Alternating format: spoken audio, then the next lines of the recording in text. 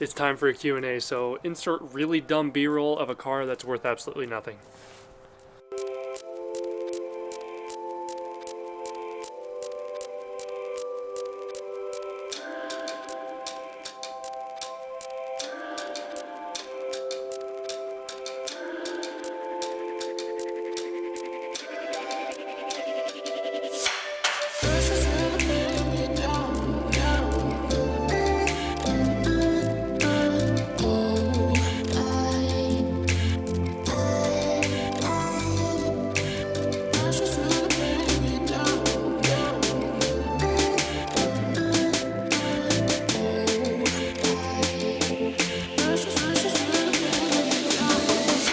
Today's video is shaky. I dearly apologize. I think it's like 15 degrees Fahrenheit out here.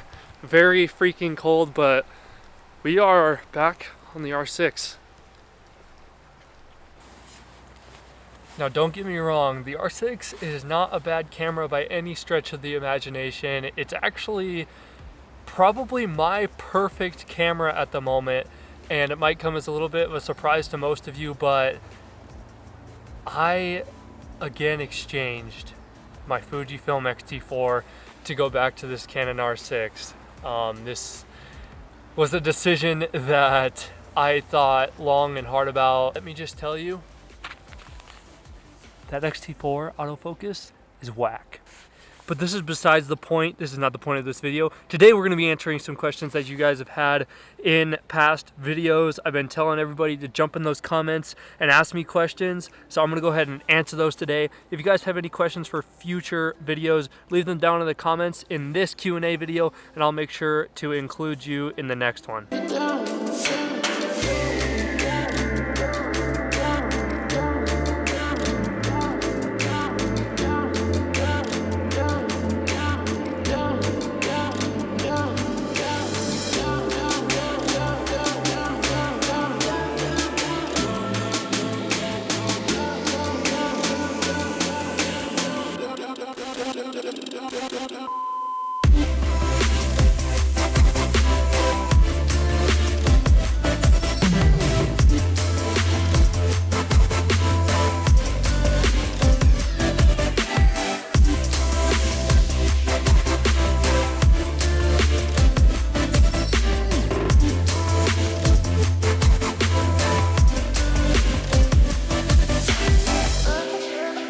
We're going to continue this walking so I can keep this blood moving a little bit. It is literally so freezing out here.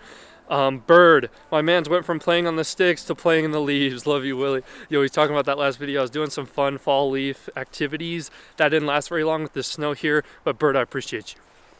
Steve Tech Guy asks, what did you use before the R6 and what lenses? Do you shoot more video or photos? How is the editing the R6 footage? So I actually have a beast of a computer that handles pretty much any footage really well. So I think that's, anytime someone ever asks this question, it bothers me a little bit because it varies so much from different users, because different people use different systems to edit. But so yeah, easy for me.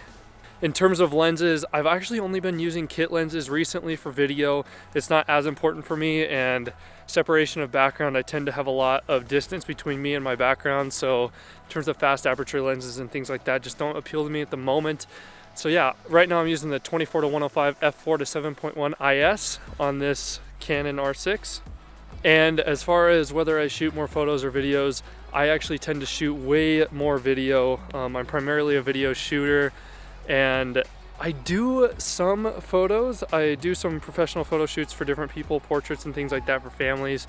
But other than that, I tend to stick to more video. Brad Schultz says, you got a nice face. You have a nicer one. So Cole DeRoos, he asks Ave73 question mark. He's referring to whether I should go with the Fuji XT4 or the Canon R6.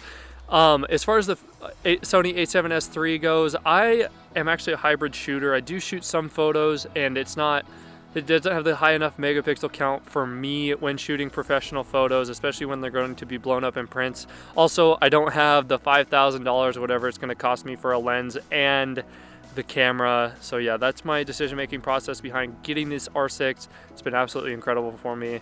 and I'm excited to just really get into this system consistently without switching. This is my camera for good now, and I appreciate you, Cole. You're the best, bro. Ian Travel asks, what codec do you record in? So the Canon R6 records in H.265 when filming in C-Log. Mom, I'm filming a video. Yes, best fish and chips I've had. Herfolg asks, have you had any issues with autofocus while filming in C-Log or any other profile? Thank you, wish you all the best. First off, I appreciate you, bro.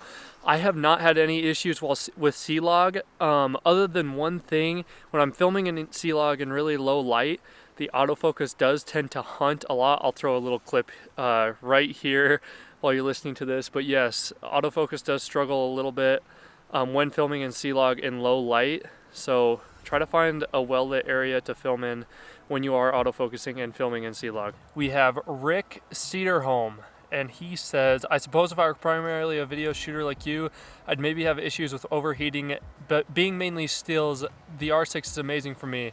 Obviously never overheats for me. Do agree that the RF glass is way too expensive, and I'm hoping Sigma/Tamron starts receiving some RF glass. Otherwise, sticking with the F lenses.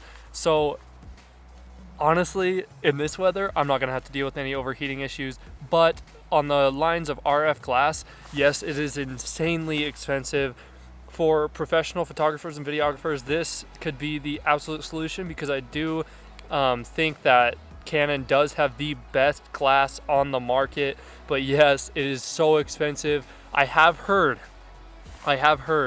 that Sigma is going to be coming out with RF glass in the near future, 2021. I'll put like a little whatever on screen showing you where I found that rumor, and a link down in the description. So yes, coming soon, Sigma will be coming out with some RF glass that we can use on our Canon mirrorless cameras, the EOS R systems, and this could not make me more excited, because contrary to popular belief, I am not made of money. Oh my god, this is a long one.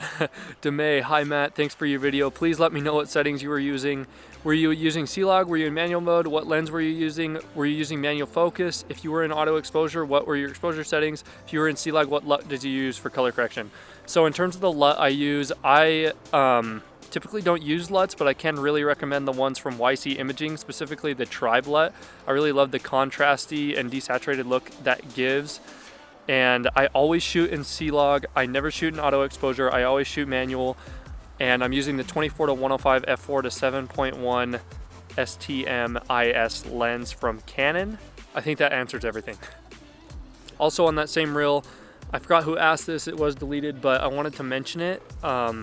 He asked Nikon Z6 when referring to the Fuji XT4 or the Canon R6, and personally I would choose either of those systems over the Nikon Z6, mainly because of the lack of knowledge we all have about where Nikon is as a company and how much longer they're going to be able to stay afloat.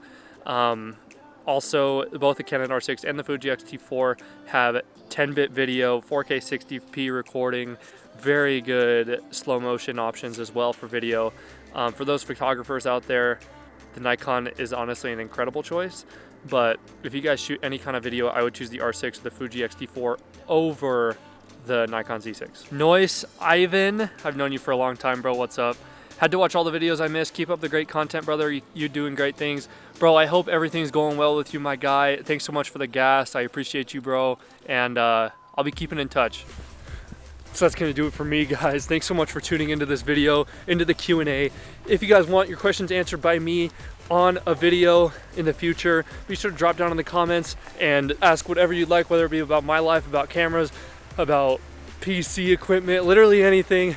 Ask them down in the comments. Drop a like, subscribe if you're new around here. I know over 95% of my viewers are not subscribed to the channel. So if that's something you're interested in, do smash that subscribe button and have a great day. Peace. Stabilization test, autofocus test.